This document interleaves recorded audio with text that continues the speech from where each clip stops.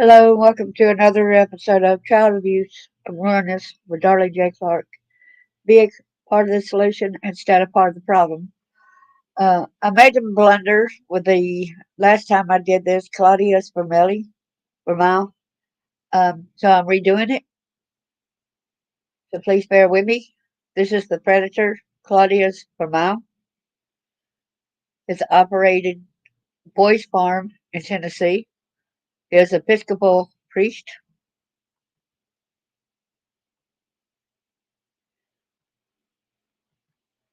Thanks for coming. Be a part of the solution instead of part of the problem. Hello, everyone that's in here. I appreciate y'all for coming in. Copyright disclaimer. Under Section 107 of the Copyright Act of 1976, allowance is made for fair use for purposes such as criticism, comment, news reporting, scholarship, and research. Fair use is a use permitted by copyright statute that might otherwise be infringing. Nonprofit, educational, or personal use tips and balance in favor of fair use.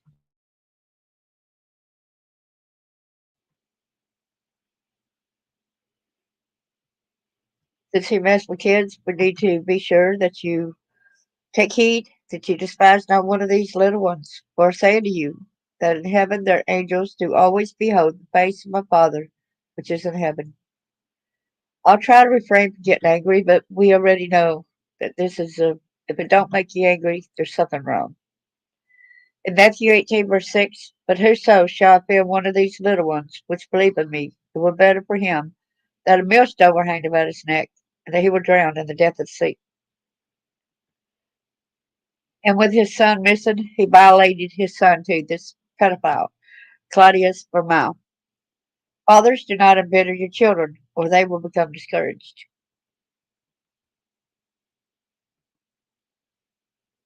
Hope everyone's having a great day.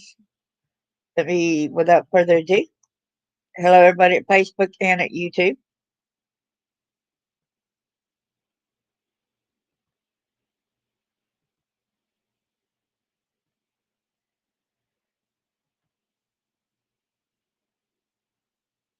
So Claudius Vermilye, I went and listened to how to pronounce it to see if I pronounce it right.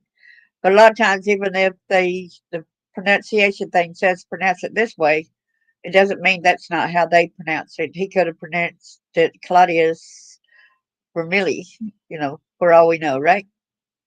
And I think it's kind of funny because he also is looked up under and found under Claudius Vermilye Jr. He was an American defrocked Episcopal priest and child pornographer who operated the boys' farm in rural Franklin County, Tennessee, between 1971 and 1976.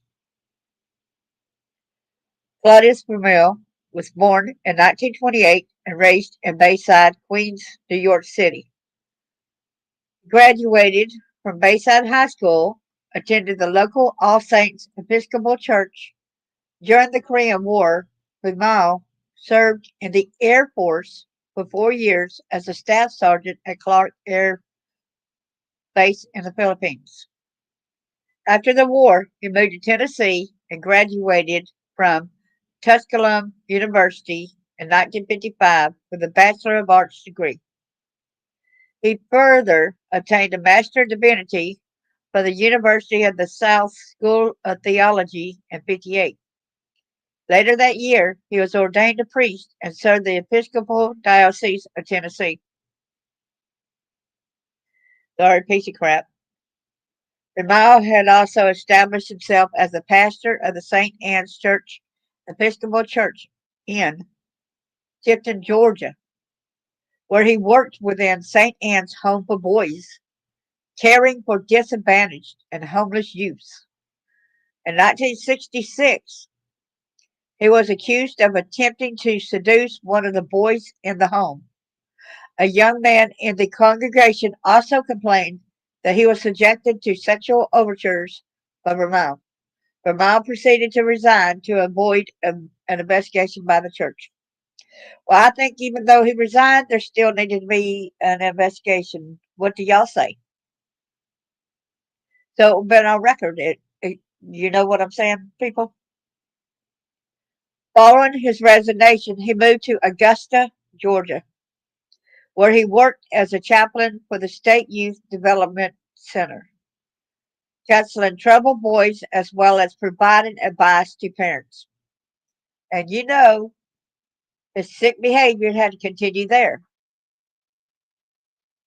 In 1971, he requested and was granted reinstatement as a clergyman by Georgia's diocese. That's why an investigation needed to go on so they would know about this, right? He then moved to Alto, Tennessee as vicar of Christ Church. Hold on a minute.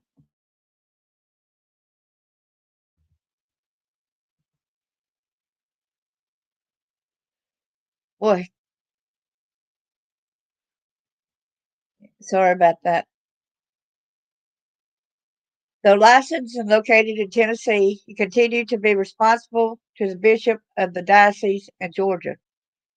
That same year, he opened the 1.5 acre boys farm of Rourke's Cove in Alto, marketed as a rehabilitation center for homeless and wayward youths, a place where boys could learn self-respect and responsibility.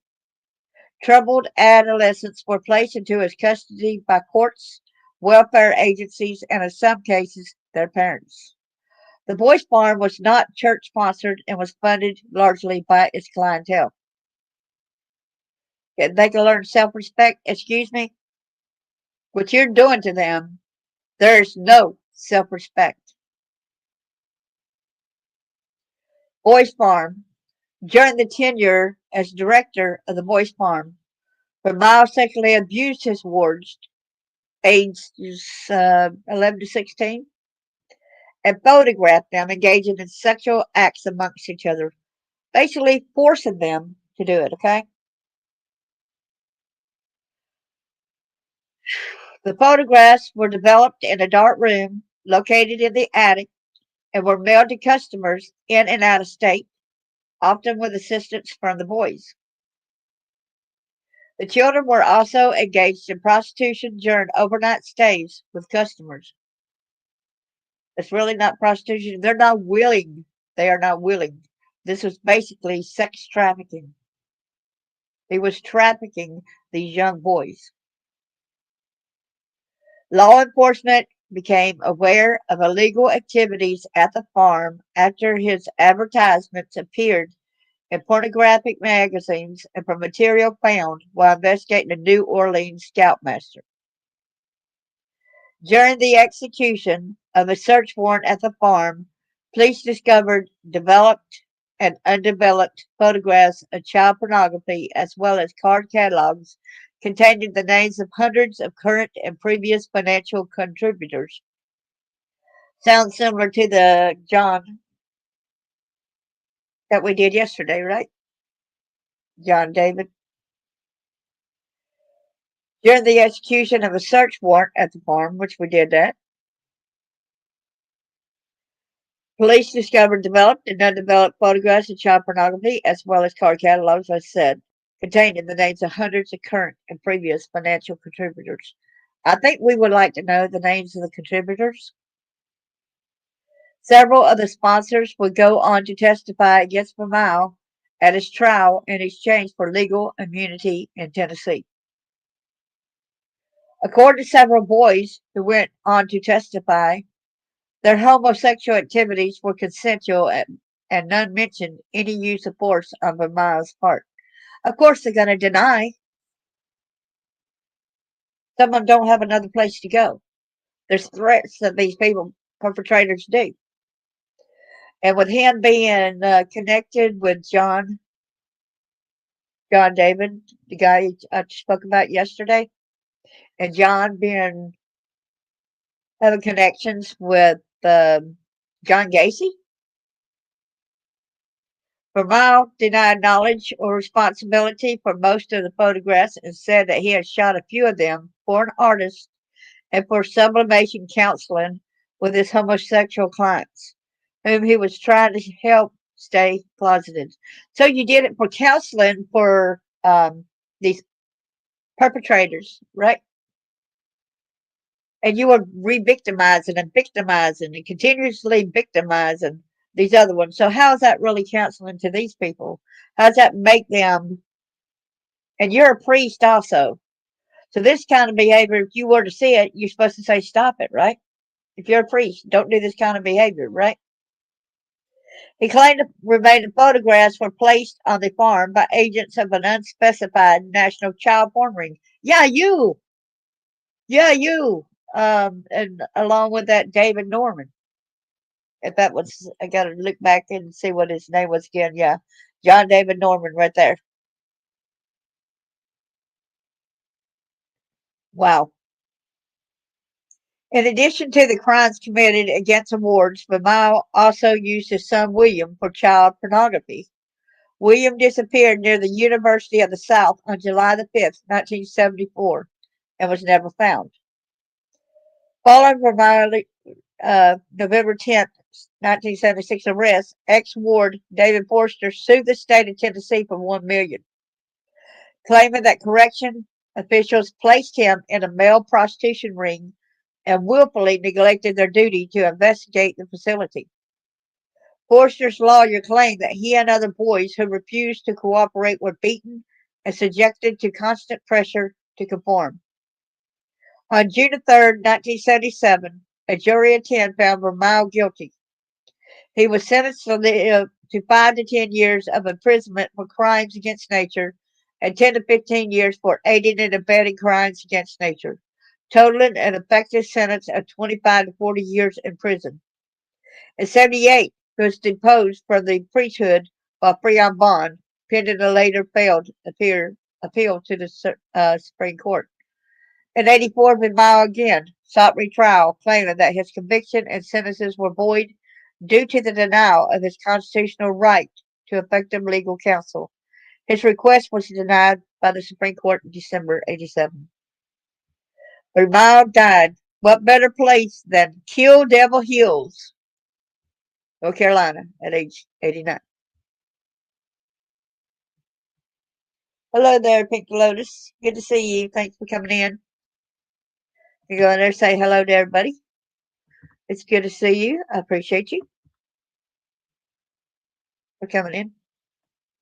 So now, here is where Claudius Bud Vermilye, a deposed Episcopal priest, was sentenced to 25 to 40 years in prison in 77 after a jury found him guilty of 3 counts of having sexual relations with young residents and on 9 counts of posing the boys in sex acts for photographs. See, he posed them, people. They were not willing. In a 52-page petition for post-conviction relief, which Vermilye filed here last week without an attorney, he claims his conviction and sentences are void due to denial of his constitutional right to effective legal counsel. The filing of Vermilye's document comes about 3 weeks after the death of Joe Bean, one of his lawyers, at the 4-day trial, after representing him in 77 case, were Winchester attorneys Joe Hickerson and the state representative Ed Murray. The former priest also maintained in his latest new trial request that he did not receive a fair trial in Franklin County due to publicity surrounding the charges. The court had rejected his attorney's motion for delay in the trial due to adverse publicity. The case attracted national attention from the media, including the CBS News program 60 Minutes. Because of that, Bean said at the time he did not believe that Vermilye could ever get a fair trial. Films and photographs of boys engaged in homosexual acts with each other and with sponsors of the Boys Farm were found during a police raid on Vermilye's home in Alto, following information received about pornographic materials located in other states. Vermilye denied ever having sex with any of the boys, but did say he photographed some of them nude to use in his counseling of homosexual men as part of his ministry.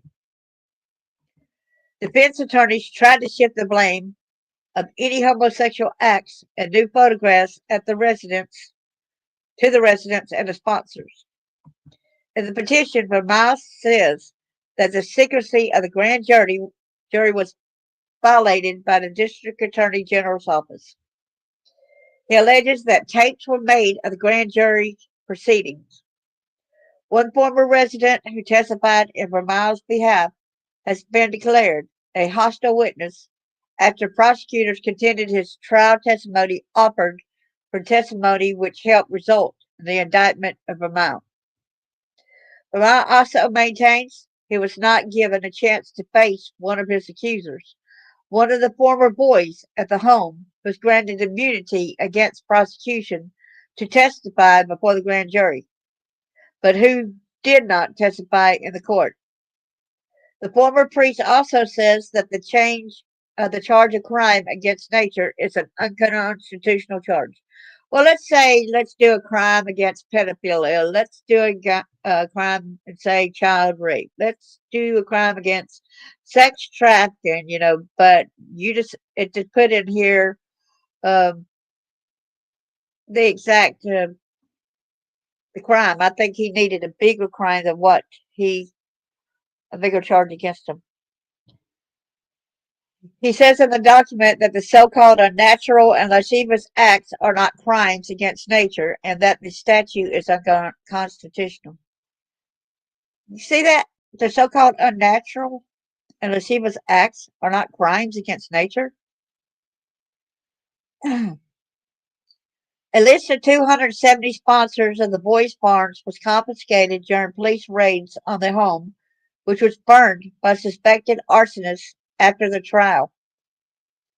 District Attorney General Bill Pope said this week that while Vermilye's operation did some good and that it kept the boys in school and off the street, that fact should not outweigh the fact that a sex service was supporting the boys' farm. Vermilye said in his petition that he was earning $25 a month as a prisoner at Bledsoe County Regional Facility in Pikeville and could not afford an attorney. He requested that a lawyer be appointed to him by the court. So let's go on back to the next part. If anybody said anything. Okay, nobody said responding. So here's the boys' farm scandal. I'll make this bigger so it'll be easier for everybody to see. Sorry.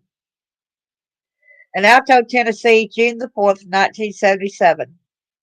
The grass has gone to seed on the lawn of the 1.5-acre Tennessee boys' farm, and only the smashed remains of a photographic lab in a red plywood outbuilding serves as a reminder that it was a scene for 5 years of what authorities called a house of boy prostitution that furnished photographs of wayward young boys engaged in homosexual activity to a network of sponsors across the nation. Inside the 7-room partial brick A-frame,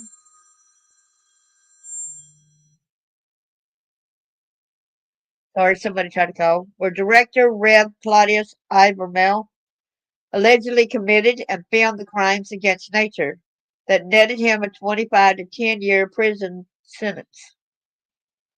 From a Franklin County jury Friday, only torn copies of Reader's Digest, a faded copy of The Power of Positive Thinking, and a set of word flashcards piled on the carpet were left of the defrocked Episcopal priest's home where boys could learn self-respect and responsibility. Yeah, right. They can't learn that when you're doing this to them. At the small grocery store that sells gas, bologna, snuff, and other vitals to this Appalachian foothills farming community, Mrs. Pete Hill, the owner, was still shaking her head in disbelief. Can y'all hear me okay? Please put a 1 up if you can. I just can't believe it. It went on that long without anyone in the community knowing. You know how boys are. They want to brag and tell their friends, but those boys got on the bus here and shopped here, and we just didn't know. The community wasn't involved.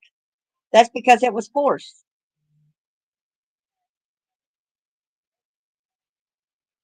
When you're forced in silence, you do not tell. Hill stopped in her conversation for a moment to sell a bottle of pop and package of crackers. Says she felt sorry for Bud. Thank you so much, Chris. Can you believe she felt sorry for Bud? She didn't feel sorry for the kid. The name Vermilye was known by locally when he was a pastor at the Alto Parish from 53 to 62 because nobody from his family came to support him. If I had a son who did what he did, whether I agreed with it or not, I would have came. I would have come. Nobody came. Of course, nobody will want to come, right? I wouldn't want to go and support.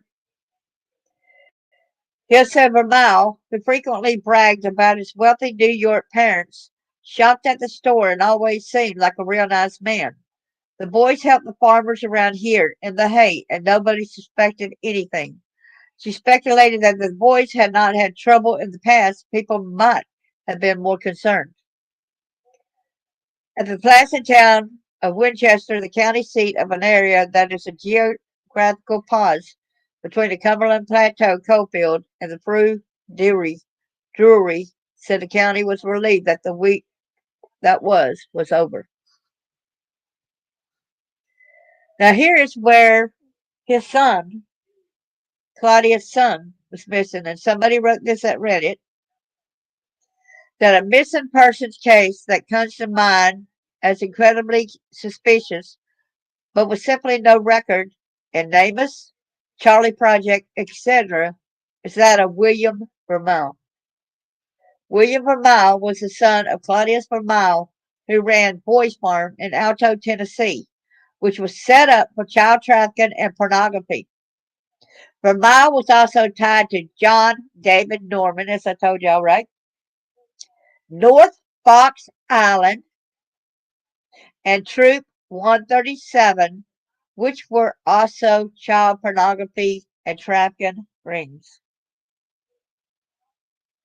The story of William Vermilye's disappearance, based on what can be found online, is that he had gotten into a dispute with his father, Claudius. Based on a video on the topic, his wallet was found near the boys' farm property, and his car was found behind a building in town. For some context, Vermilye had also sexually abused his son William, which gives the idea that he could have been likely to have gone to authorities. Anyway, I'm curious if potentially there's any unidentified descendants in nearby states that would have aligned with this, though I've been considering contacting the local department if possible to see if they might still have documentation about this case. Based on Claudia's obituary, his son's name was William Mark Vermilye, though a lot of the information included in his obituary is false, as he still was in prison when working as a school counselor, though it wouldn't be plausible with what had occurred years prior.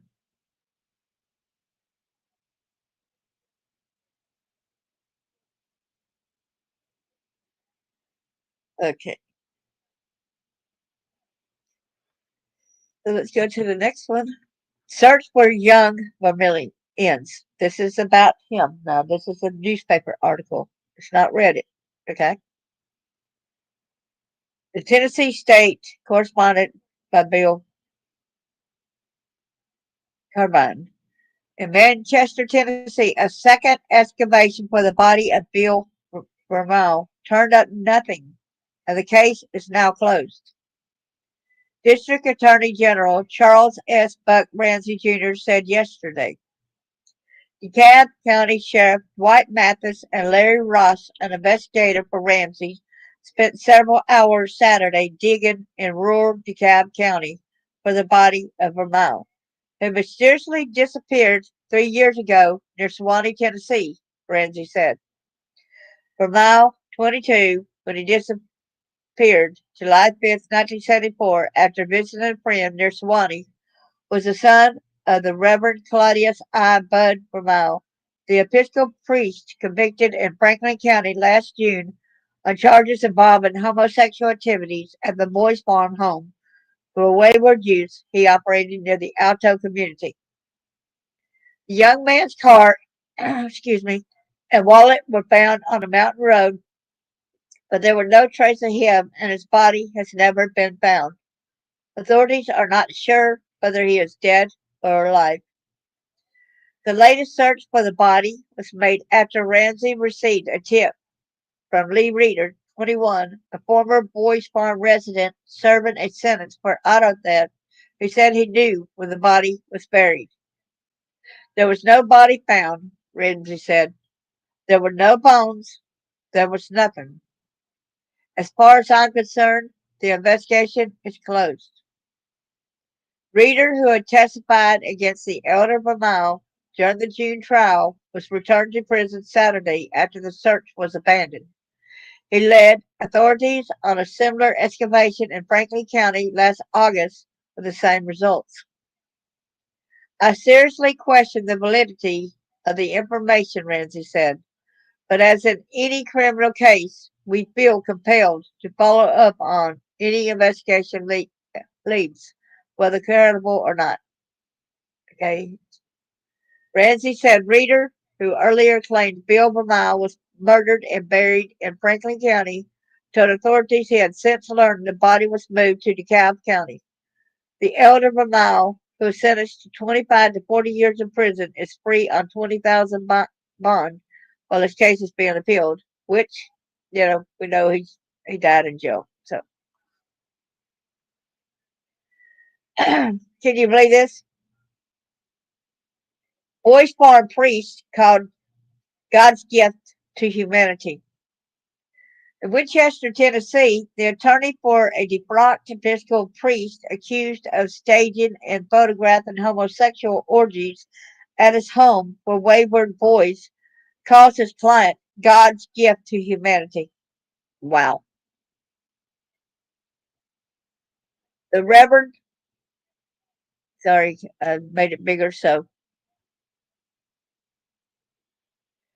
The Reverend Claudius Vermilye, a 47-year-old divorced father of 5, goes on trial in Winchester. He already did. Let's see. He was charged with 16 counts of crimes against nature, aiding and abetting crimes against nature, contributing to the delinquency of minors, and using a juvenile in an obscene film. And so using a juvenile. There's plenty of juveniles that were using, right? District Attorney General J. William Pope claimed Vermilye showed boys obscene films to get them sexually aroused, gave them liquor to lessen their inhibitions. And who knows, when they were given this kind of stuff, it could be drugged also. So the person can be splotchy on a memory about where somebody's buried too, right? But, and let's see, sorry. Let me go back over that. He gave them liquor to lessen their inhibitions, photographed them engaging in homosexual acts, and sold the pictures and films to sponsors around the country. He had sponsors from Australia and Canada and virtually every state in the Union, Pope said. It seems to be like spider webs strung out all over the nation, said a New Orleans investigator who believes Vermilye supplied a Boy Scout leader in the city with pornographic materials. The media never talks about all the prizes Bud Vermilye's boys have won and how he gave them hope and turned these kids into good citizens, says Joe Bean, Vermilye's attorney. He's been God's gift to humanity. Can you believe that? No matter what this guy done, he said the boys won prizes and everything. He's God's gift to humanity. I don't think so. Vermilye was featured in a national Episcopal magazine, The Living Church, in mid-November, the week he was indicted. Tennessee's Episcopal Diocese revoked his license following publicity over alleged activities at its Boys Farm Incorporated. A bishop in the diocese said Vermilye was ousted from the church in '66 and reinstated 5 years later, but records did not show reasons for the action. Investigators said Vermilye's charges came from broken homes and ranged in age from 10 to 24. One youth sent to the farm by the State Corrections Department has filed a $1 million lawsuit against Vermilye, some of his alleged sponsors and state officials. The suit said David Forster, 17, and others who refused to participate in alleged homosexual activities staged at the rehabilitation center, started in 71, were beaten, harassed, subjected to constant pressure to conform.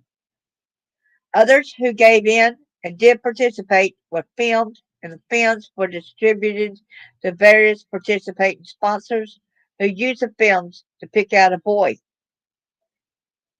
They're sex trafficking, see? You picked out the boy when you watched the film, and you had the boy delivered to you so that you could do to the boy, right? After sufficient payment to the defendant, Vermilye and Boys Farm Incorporated, the boy of the sponsor's choice was delivered to him for the requested activities and then returned to the defendant's custody, the suit maintained.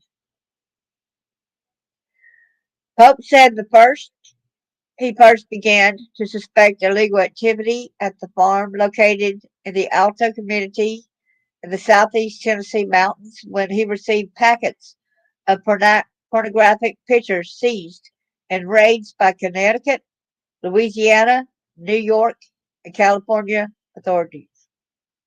When investigators raided the farm, they found lists of sponsors, correspondence between them and the boys, and pictures which duplicated those seized in other states, Pope said. One of the letters Vermilye allegedly sent to the sponsor describes several residents of the farm in graphic terms. Oh, but he's not guilty or nothing, you know. And here is a scout sex ring. 17 men have been charged in a wide investigation of the use of a Boy Scout troop here to supply boys for homosexual acts. It's been like dropping a pebble like water, said District Attorney Harry Connick. You think you got it all, but the ripple ring keeps spreading. The men were charged with performing sex acts with boys aged 8 to 15 during a 2-year period ending last September. Not all of the scouts in the now defunct troop were involved. We find some of the men have been active in other parts of the country, Connick added. Some have been prosecuted in England and the Philippines for sex involving children. The first of a series of trials was scheduled in criminal district court tomorrow, but a lawyer for Raymond Woodall, 36 of New Orleans, asked for a delay. He said Woodall had been committed to a state mental hospital because of severe depression and suicidal tendencies. Woodall, assistant scoutmaster of Boy Scout Troop 137, that's where the guy was affiliated with, remember, as that guy at Reddit has said.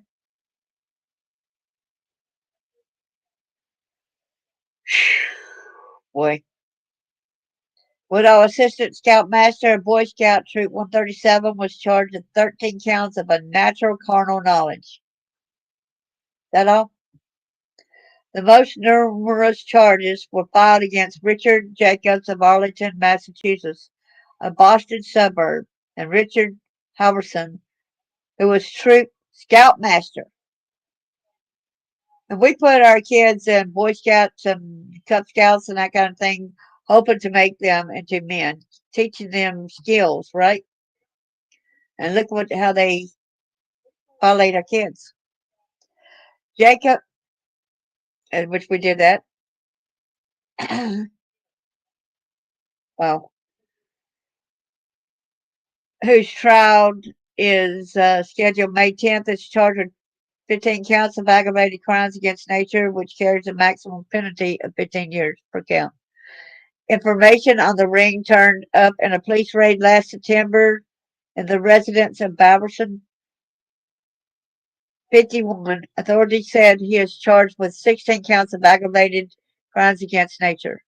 A commercial film developer called the police resulted in the raid. Among other things, officers said they found a file cabinet containing names, addresses, and photographs involving other homosexuals, some as far away as Saudi Arabia. Copies of film, names, and addresses were distributed to other police departments and led to other raids.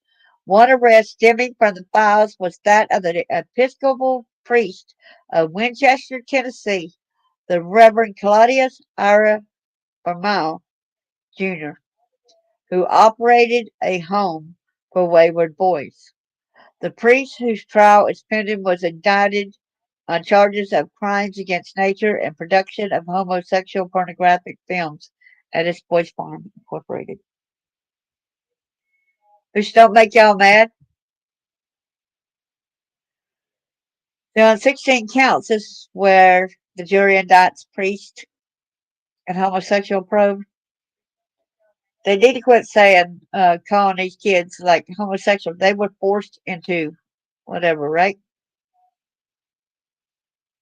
When a girl is raped and trafficked and stuff, they say something different than what they say with the boys, and I don't think that's fair. A Franklin County grand jury returned a 16-count indictment yesterday against the Reverend Bud I. Vermilye Jr. in connection with an alleged homosexual pornography operation at the boys' home he operated near here. Vermilye, 47, an ordained but inactive Episcopal priest, was charged with 3 counts of crime against nature with residents of Boys Farm Incorporated, 8 counts of aiding and abetting in crimes against nature by the boys at the home, 4 counts of contributing to the delinquency of minors, and 1 count of enlisted minors in the preparation of pornography. Please forgive me.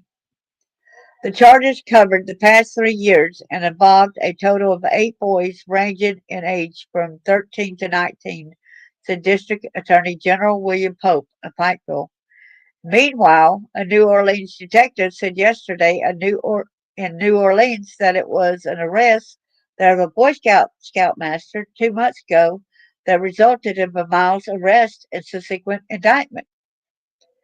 Detective Mason Spong said the Scoutmaster arrest may also lead to additional arrests in other parts of the country, since the use of homes for teenage boys as places of homosexual activity seems to be like spiderwebs strung out all over the nation. An investigator in Pope's office said authorities have also traced new photos of the boys at Vermilye's home in Michigan, home to Michigan and Connecticut, and it has a list of sponsors confiscated in the raid on the home contained names of residents of most of the 50 states, Canada, and Australia, the investigator said. Vermilye, the divorced father of 5 children, was booked on the 16 charges and he went to the Franklin County Jail. He was released on the same $10,000 bond. His wealthy fiancee, Mrs. Ann Richardson of Tullahoma, had posted Wednesday when Vermilye was arrested on one of the sex charges for which he was indicted yesterday. Okay, Mrs. Ann Richardson of Tullahoma, thumbs down to you for sponsoring a pedophile.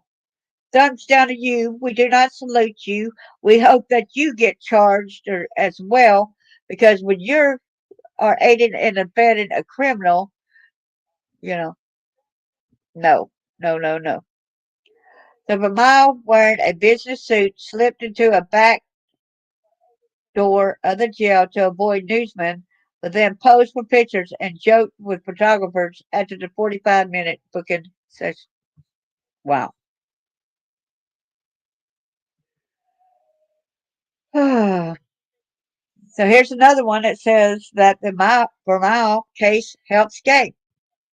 A homosexual minister here said yesterday that he believes publicity about the conviction of Reverend Claudius I. Bud Vermilye will help gays by allowing them to explain myths associated with homosexuality. The Reverend Thomas S.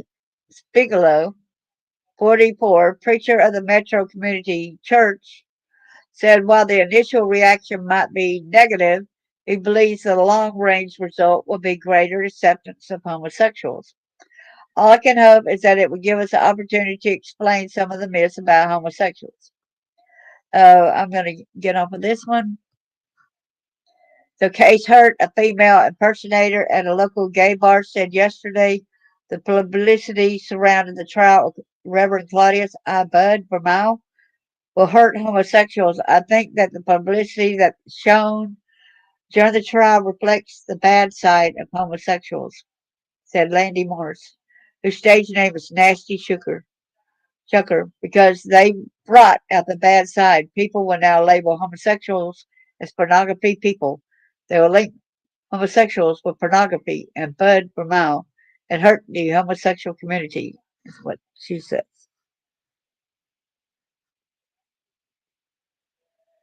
Here's where the vice priest's son missing. Moral charges Episcopal priests have caused to um, investigators to look on the 74 disappearance of his 22-year-old son with a different light. Assistant Attorney General Mike Lynch said yesterday, Bill Vermilye disappeared on July the 5th, 74, at the University of the South Campus of Sewanee.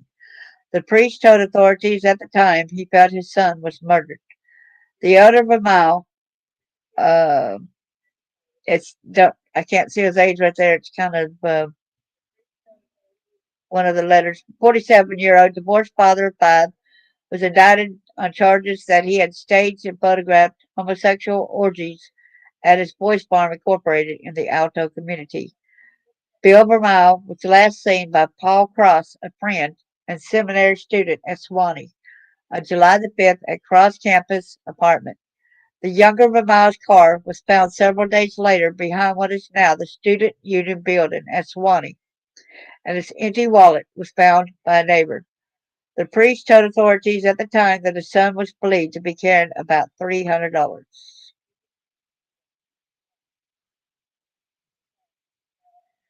This is where the boys' farm was sued for $1 million. A former resident of Boys Farm and sued the state of Tennessee on Friday for $1 million, charging that correction office officials sent him to an operation for male prostitution and pornography, and they did. They did. They sent him.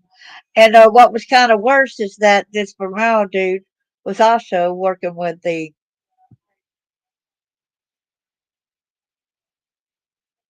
corrections.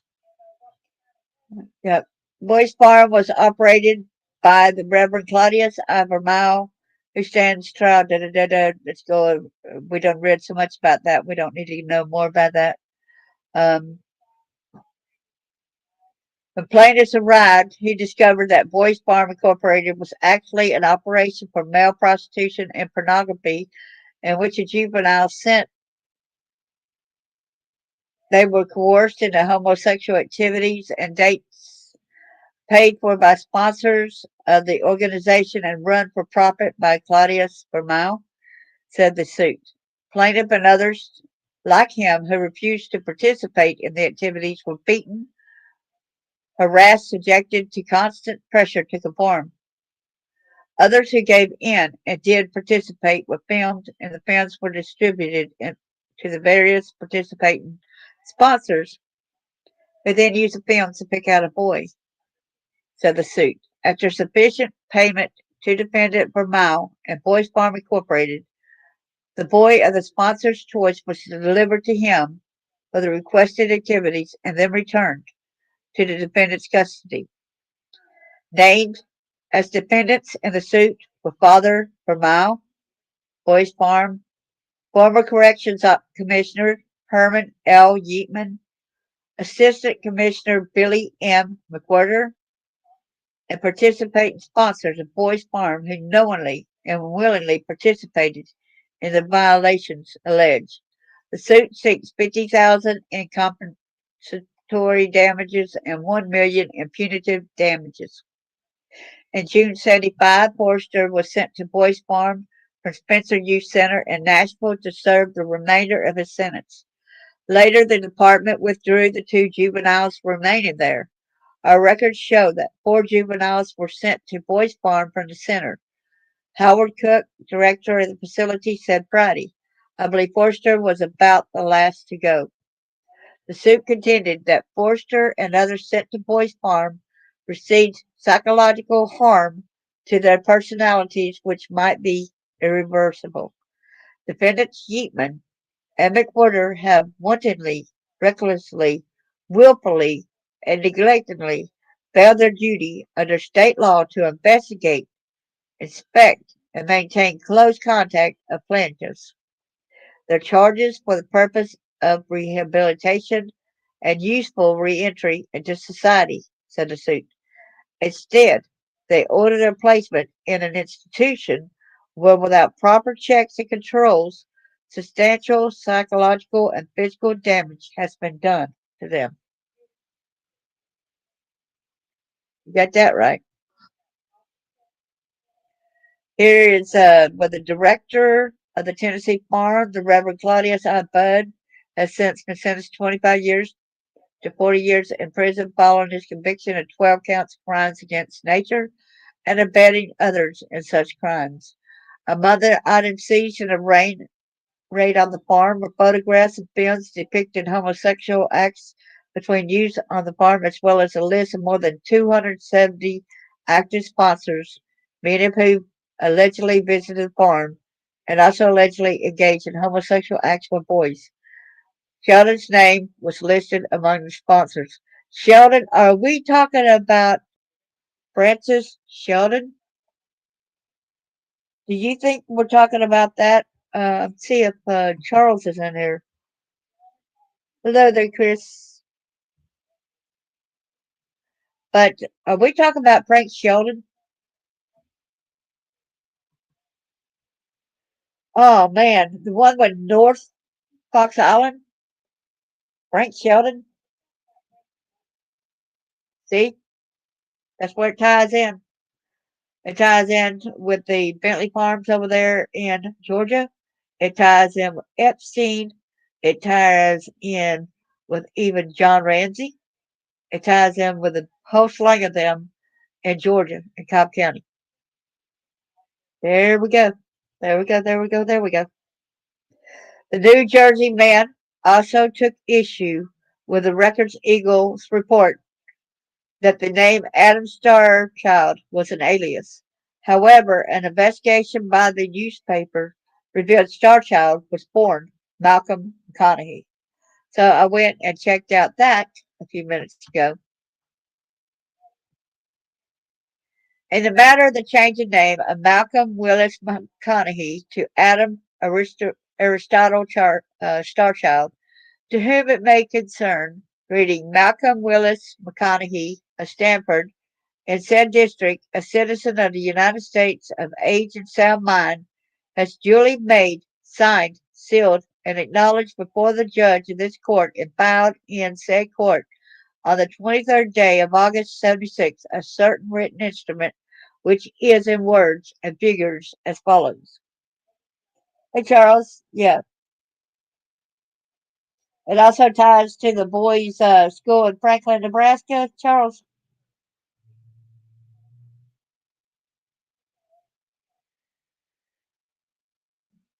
Be it remembered that I, Malcolm Willis McConaughey of Stanford County of Bennington, will hereafter be known and called Adam Aristotle Starchild. In witness whereof I hereunto set my hand to seal this 23rd day of August 1970. I guess it's 76. I can't see. It's dark.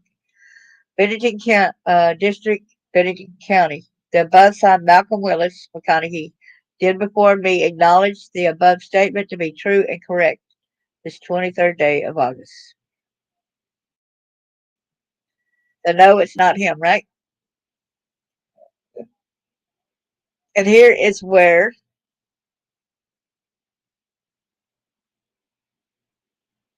This is where the Claudius is obituary.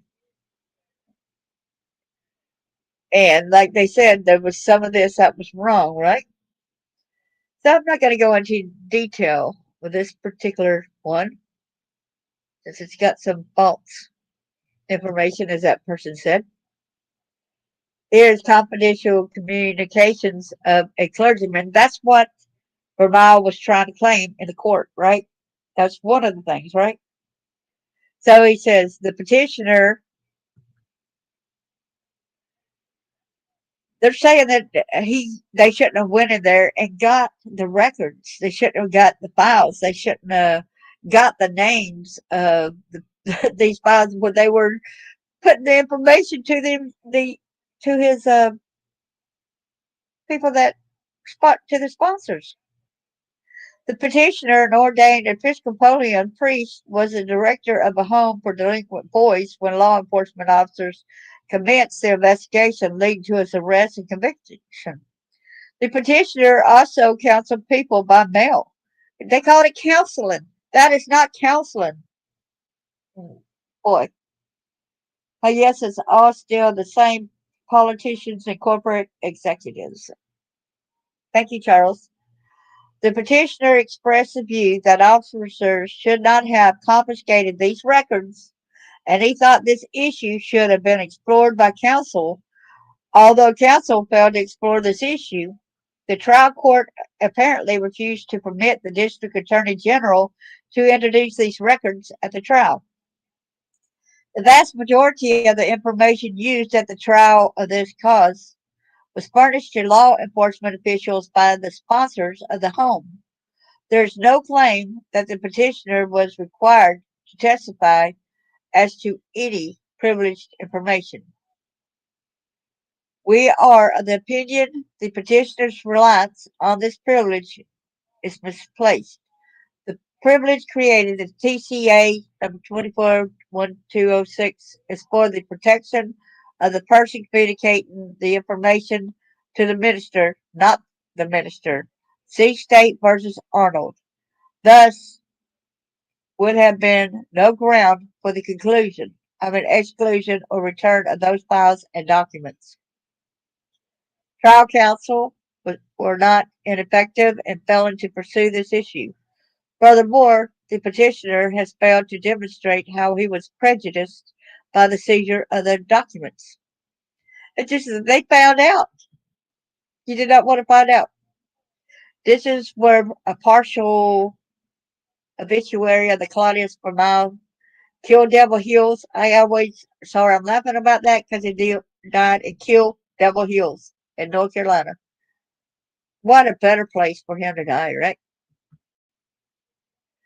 And I like this obituary a little bit better, just a little bit, and a spotlight on the abuse right here. This is how he looked in his old age. See?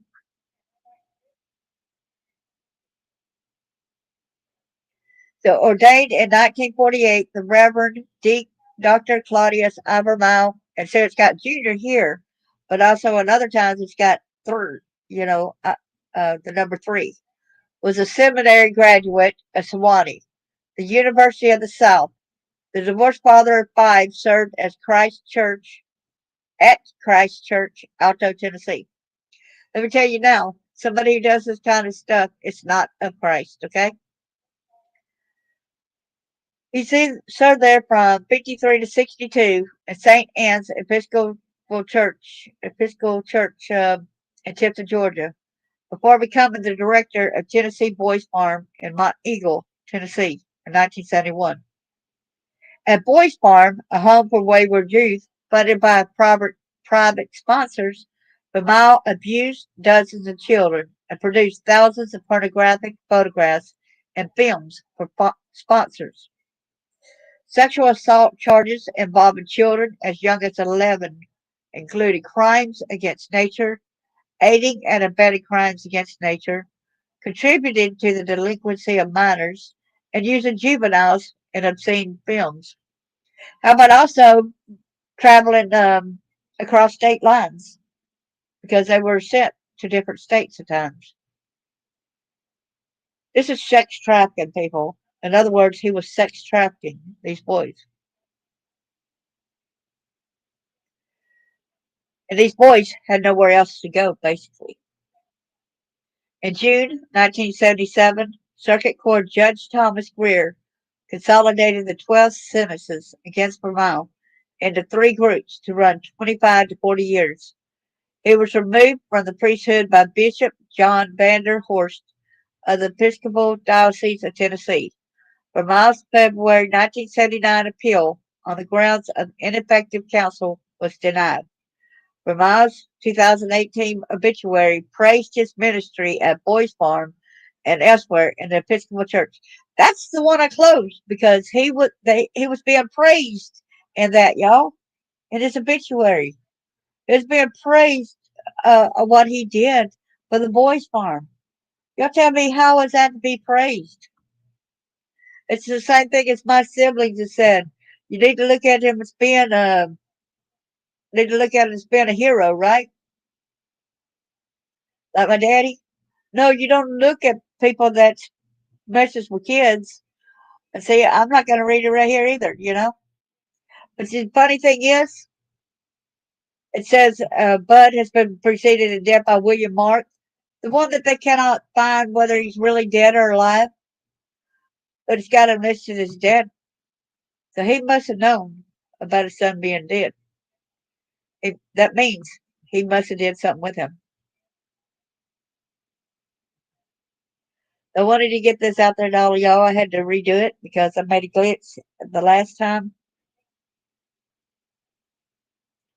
And say that with you. It also has ties to the boys' school in Franklin, Nebraska.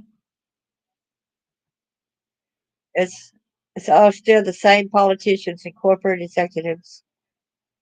Amen to that. And I'm so glad you're here to validate all this, Charles, and to see. I wish that article had named it said Frank Sheldon, but it said Sheldon. We knew who they were talking about, don't we, Charles? Guy in North Box Island that traffic kids over there too. The same guy had connection with Frank Sheldon, which Frank Sheldon's got connections, like I said, with Epstein, with Bentley Farms over there in Marietta, with all them people, Doug Murray. It's a wide array of a lot of people over there. Judge McLaughlin, Mike McLaughlin over there, Cobb County. Bentley Farms,